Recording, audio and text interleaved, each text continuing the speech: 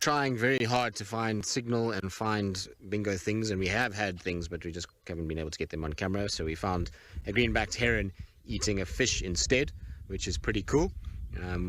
We just saw it grab the fish, and now it's trying to get it down. It's a little bream species that it's trying to wolf down at the moment, which is amazing. It's quite a large catch this, and in the space of 2 seconds we saw him her grab this fish, and pied kingfisher also caught one. So it was a 2-for-1 special for our birds at Czapla Dam. But you can see how the fish, to try not get eaten, extends its spines so that when it tries to swallow, it can't actually swallow properly. You might have heard some elephants in the background. They were here just now drinking as well as what we needed, which is oxpeckers and waterbuck.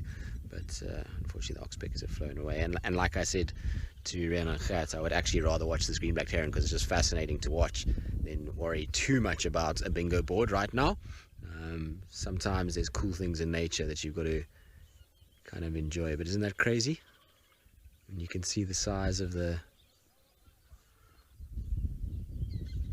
fish in relation to that heron, and you can see how it's trying to distend its neck and kind of get it down, but because those spines are erected, exceedingly difficult to get it down. And so what it's trying to do is it's almost trying to kill this fish to be able to then relax those spines, and then be able to swallow it. It's also why they always face fish head first, because the spines often flatten down from the head kind of back towards the tail, so it's a much easier way to be able to get it down. Isn't that crazy? I love these green-backed herons at Czapla Dam. They're endless entertainment. If you just sit here long enough, you'll get them. Come on, buddy, you can do it. I've once seen with these green-backed herons, they catch a fish that's too big, and they do this, and they try and they try and they try and they try, and eventually they actually leave it. You know, they can't get it down, and then they leave it there, and the fish actually flops its way back into the water, if it's obviously in a timeous fashion that the fish doesn't suffocate, because being out of water obviously is not good for anything with gills. So I don't know if that'll be the case here. This should be manageable for this heron. It's almost like the fish has got it by the tongue.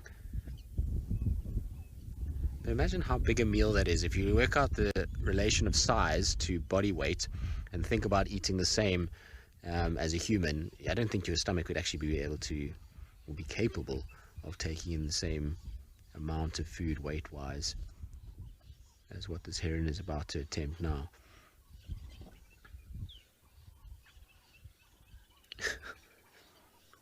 This is that moment where it's like a meme where you immediately regret your decisions. Because that fish is not going down at all. It's not really changed position. So we'll see now if it maybe tries to put it down on the ground and see whether or not it kind of... There we go, there we go, there we go. Isn't that epic? How amazing is that? You can see it's extending its neck just to try and get it down, to be able to actually swallow, and it'll go straight to water just to wash it down. There we go.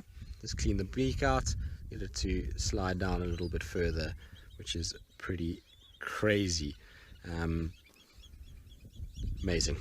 Right, now talking about hunting and